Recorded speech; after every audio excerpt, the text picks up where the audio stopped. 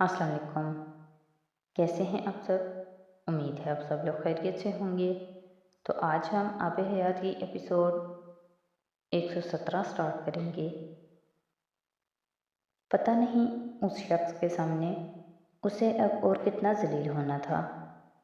دنیا سے غائب ہو جانے کی خواہش اس نے زندگی میں کتنی بار کی تھی، لیکن شرم کے مارے اس نے پہلی بار کی تھی۔ وہ پولیس آفیسر کے ساتھ وہاں آئی تھی جہاں وہ ایک اٹارنی کے ساتھ بیٹھا ہوا تھا، اس کی رہائی کے لیے کاغذات لیے جس پر اب صرف اس کے سگنیچرز ہونے تھے۔ جبرائیل اور اس کے درمیان رسمی جملوں کا تبادلہ ہوا تھا، ایک دوسرے سے نظریں ملائے بغیر۔ پھر اس اٹارنی سے اس کی بات چیت شروع ہوئی تھی، کاغذات، دستخط، اور پھر اسے رہائی کی نوید دے دی گئی تھی۔ بے حد خاموشی کے عالم میں وہ دونوں بارش کی ہلکی پھوار میں پولیس اسٹیشن سے باہر کار پارکنگ میں گاڑی تک آئے تھے۔ میں بہت معذرت خواہ ہوں، میری وجہ سے بار بار آپ کو پریشانی کا سامنا کرنا پڑ رہا ہے۔ نسا کو آپ کو فون نہیں کرنا چاہیے تھا، میں کچھ نہ کچھ انتظام کر لیتی، یہ اتنا بڑا مسئلہ نہیں تھا۔ گاڑی کی فرنٹ سیٹ پر اس کے برابر بیٹھی عائشہ نے پہلی بار اپنی خاموشی توڑتے ہوئے بے حد شائستگی سے جبرائیل کی طرف دیکھے بغیر اسے مخاطب کیا تھا۔ جبرائیل نے گردن موڑ کر اسے دیکھا۔ اس کے جملے میں وہ آخری بات نہ ہوتی تو وہ نسا کی اس بات پر کبھی یقین نہیں کرتا کہ وہ مینٹلی اپسیٹ تھی۔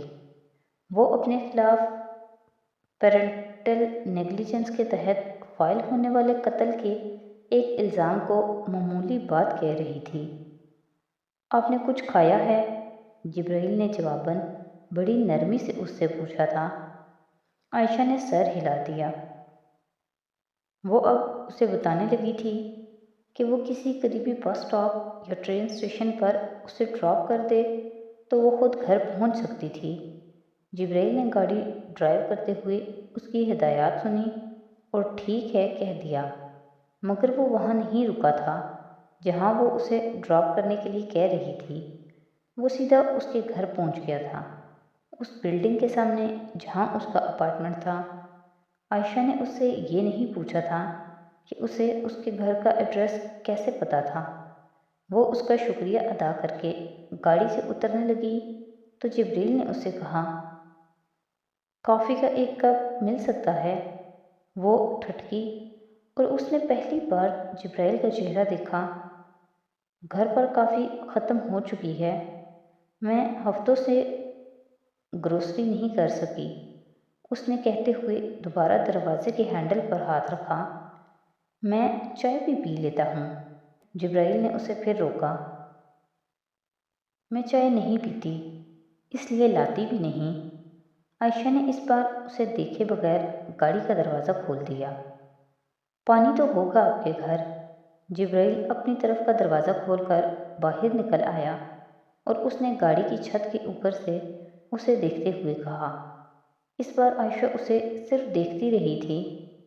اس کا اپارٹمنٹ اس قدر صاف ستھرا اور خوبصورتی سے سجا ہوا تھا کہ اندر داخل ہوتے ہی جبرائیل چند لمحوں کے لیے ٹھٹک گیا تھا۔ جن حالات کا وہ شکار تھی وہ وہاں کسی اور طرح کا منظر دیکھنے کی توقع کر رہا تھا۔ آپ کی ایستھیٹکس بہت اچھی ہیں، وہ عائشہ سے کہے بغیر نہیں رہ سکا تھا۔ عائشہ نے جواباً کچھ بھی نہیں کہا تھا۔ اپنا لانگ کوٹ اتارتے اور دروازے کے پیچھے لٹکاتے ہوئے وہ لاؤنج میں سیدھا کچن ایریا کی طرف گئی۔ کچھ بھی کہے بغیر اس نے ایک کیبنٹ کھول کر کافی کا جار نکال لیا تھا اور پھر پانی گرم کرنے لگی تھی۔ جبرائیل لاؤنج میں کھڑا اس جگہ کا جائزہ لے رہا تھا جہاں آنے والا کوئی شخص بھی یہ جان جاتا کہ اس گھر میں ایک بچہ تھا جو اس گھر میں رہنے والوں کی زندگی کا محور تھا۔ لاؤنج میں بنے پلے ایریا میں اسود کے کھلونے پڑے ہوئے تھے، دیواروں پر جگہ جگہ عائشہ اور اس کی تصویریں۔ جبرائیل نے نظریں چرا لی تھیں، پتہ نہیں اس گلڈ کو وہ کیا کہتا اور اس کا کیا کرتا جو بار بار عائشہ عابدین کے بچے کے حوالے سے اسے ہوتا تھا۔ اس نے مڑ کر عائشہ کو دیکھا تھا۔ وہ بےحد میکانیکی انداز میں اس کے لیے کافی کا ایک کپ تیار کر رہی تھی، یوں جیسے وہ کوئی ویٹرس تھی، پورے انہماک سے ایک ایک چیز کو ٹرے میں سجاتے اور رکھتے ہوئے، باقی ہر چیز سے بے خبر، اس چیز سے بھی کہ وہاں جبرائیل بھی تھا۔ وہ اب کافی کی ٹرے لے کر لاؤنج میں آ گئی تھی۔ سینٹر ٹیبل پر کافی کے ایک کپ کی وہ ٹرے رکھتے ہوئے وہ کچھ کہے بغیر صوفے پر بیٹھ کر اس سے پوچھنے لگی، شوگر، مجھے کافی کڑوی نہیں لگتی؟ جبرائیل اس سے کچھ فاصلے پر بیٹھ گیا۔ کریم، ملک؟ عائشہ نے شوگر پاٹ چھوڑتے ہوئے باقی دو چیزوں کے بارے میں پوچھا جو ٹرے میں رکھی ہوئی تھیں۔ یہ بھی نہیں، مجھے کچھ دیر میں ہاسپٹل کے لیے نکلنا ہے۔ جبرائیل نے اب مزید کچھ کہے بغیر وہ کپ اٹھا لیا تھا جو عائشہ نے میز پر اس کی طرف بڑھایا تھا۔ اس نے بڑی خاموشی سے کافی پی، کپ دوبارہ میز پر رکھا اور پھر اپنی جیب سے ایک لفافہ نکال کر میز پر رکھتے ہوئے اس سے کہا، اسے آپ میرے جانے کے بعد کھولیں، پھر اگر کوئی سوال ہو تو میرا نمبر ہے یہ۔ اس نے کھڑے ہوتے ہوئے جیب سے ایک وزٹنگ کارڈ نکال کر میز پر اسی لفافے کے پاس رکھ دیا۔ حالانکہ میں جانتا ہوں آپ سوال نہیں کرتی، مجھے فون بھی نہیں کریں گی، اس کے باوجود مجھے اسے پڑھنے کے بعد آپ کے کسی سوال کا انتظار رہے گا۔ عائشہ نے خاموشی سے میز پر پڑے اس لفافے اور کارڈ کو دیکھا، پھر سر اٹھا کر کھڑے جبرائیل کو۔ دنیا میں ایسی تمیز اور تہذیب والے مرد کہاں پائے جاتے ہیں؟ اس نے سامنے کھڑے مرد کو دیکھتے ہوئے سوچا تھا، اور اگر پائے جاتے تھے تو ان میں سے کوئی اس کا نصیب کیوں نہیں بنا تھا؟ وہ کھڑی ہو گئی تھی۔ جبرائیل کو اپارٹمنٹ کے دروازے پر چھوڑ کر آنے کے بعد اس نے اپنے اپارٹمنٹ کی کھڑکی سے جھانک کر پارکنگ کو دیکھا، جہاں وہ ابھی کچھ دیر میں نمودار ہوتا، اور پھر وہ نمودار ہوا تھا، اور وہ تب تک اسے دیکھتی رہی جب تک وہ گاڑی میں بیٹھ کر وہاں سے چلا نہیں گیا۔ پھر وہ میز پر پڑے اس لفافے کی طرف آئی تھی۔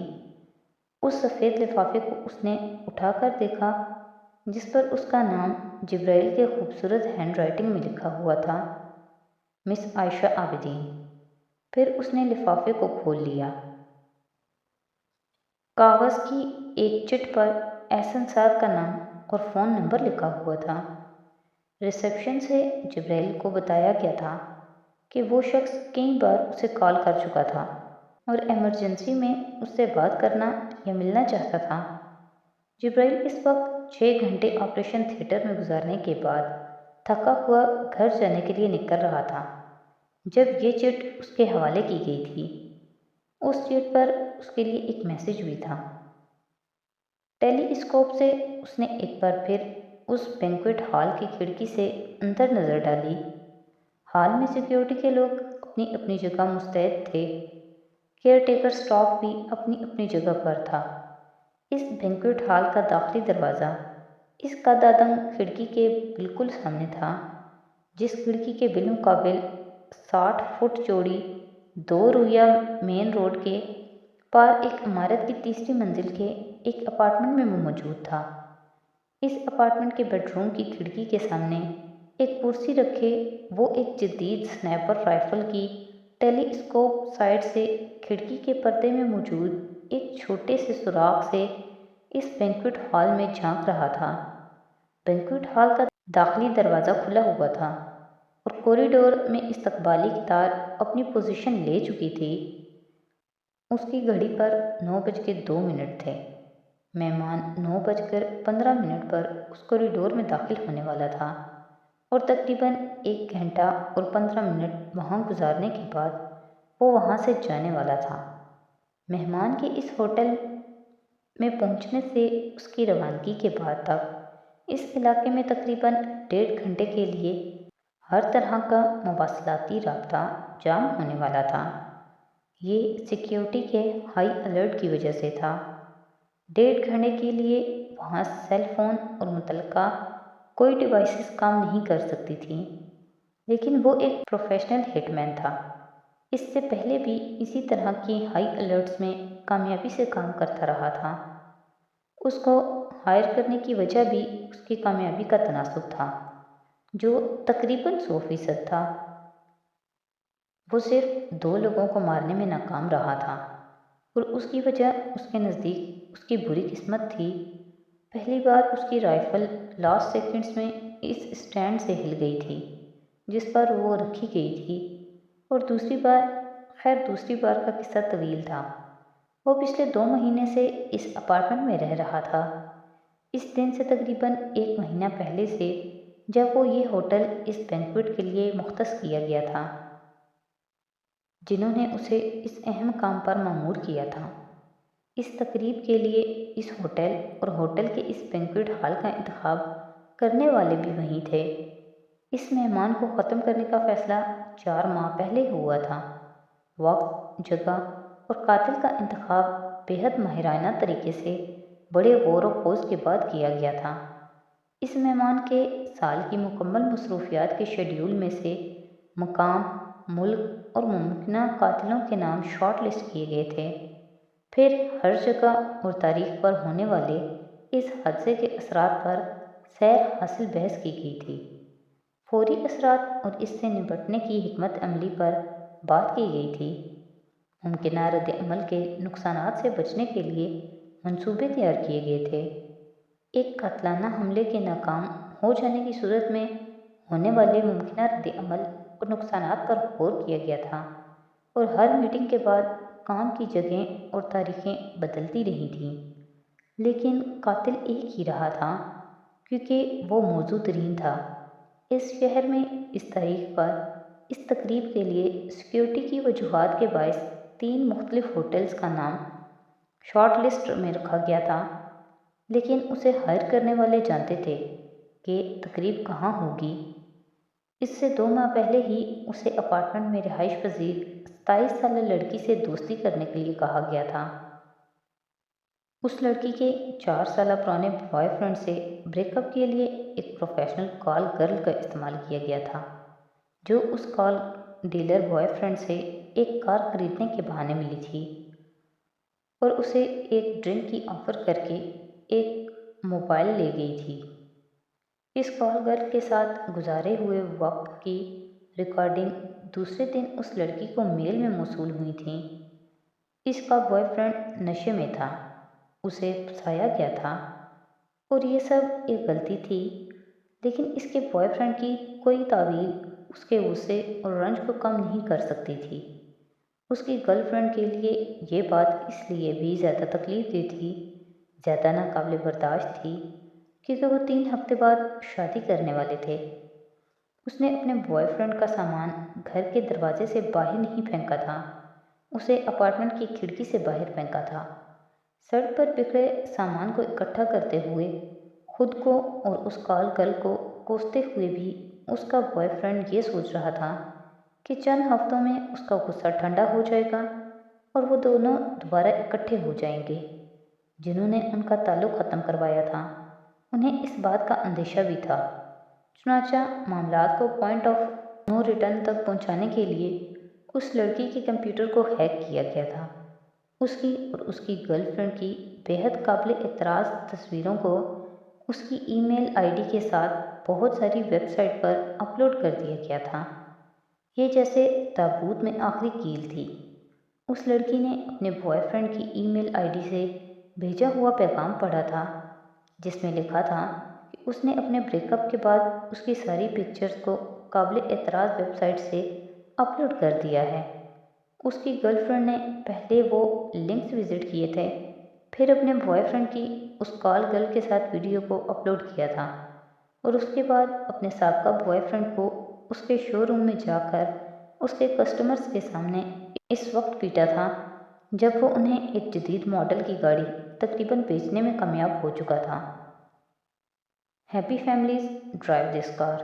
اس نے تقریباً 6 بار یہ جملہ اس جوڑے کے سامنے دہرایا تھا جو ٹیسٹ ڈرائیو کے لیے وہاں موجود تھی، اور اس کے ساتھ اس نے 156 بار یہ جھوٹ بھی بولا تھا کہ کس طرح خود بھی اس کار کو ذاتی طور پر استعمال میں رکھنے کی وجہ سے اس کا اور اس کی گرل فرینڈ کا ریلیشن شپ مضبوط ہوا تھا۔ اس کے بوائے فرینڈ کو مار کھانے پر اتنا شوق نہیں لگا تھا۔ 4 سالہ کورٹ شپ میں وہ اپنی گرل فرینڈ کے ہاتھوں اس شہر کی تقریباً ہر مشہور پبلک پلیس پر پٹ چکا تھا، اور یہ تو بہرحال اس کا اپنا شو روم تھا۔ جتنا اسے اپنی گرل فرینڈ کے الزام سن کر شوق لگا تھا، اس کے چیخنے چلانے اور صفائیاں دینے کے باوجود اس کی گرل فرینڈ کو یقین تھا کہ اس نے شراب کے نشے میں یہ حرکت کی ہوگی، ورنہ اس کی ذاتی لیپ ٹاپ میں موجود تصویریں اس کی ای میل ایڈریس کے ساتھ کون اپلوڈ کر سکتا تھا۔ تو آج کی ایپیسوڈ یہیں پہ ختم کرتے ہیں۔ نیکسٹ ایپیسوڈ کے ساتھ کل پھر حاضر ہوں گے۔ تو اگر آپ کو میری ویڈیوز اچھی لگ رہی ہیں تو پلیز میری ویڈیوز کو لائک کریں، میرے چینل کو سبسکرائب کریں اور اپنے فیملی اور فرینڈ کے ساتھ شیئر کریں۔ بہت شکریہ۔